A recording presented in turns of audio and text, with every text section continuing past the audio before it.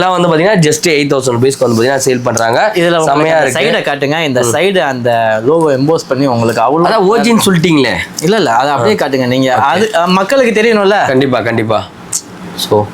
So பிராண்டோட name எல்லாமே வந்து பார்த்தீங்கன்னா அப்படியே எம்போஸ் ஆகி பக்காவாக இருக்குது.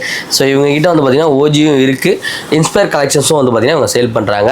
ஸோ பார்க்கவே செம்ம ப்ரீமியமாக செம்ம ஃபினிஷிங்லாம் வேறு லெவலில் இருக்குது. சூப்பராக இருக்குது. ஓஜியே வாங்கிடலாம். செம்மையாக இருக்குது. 8,000 rupees தானா.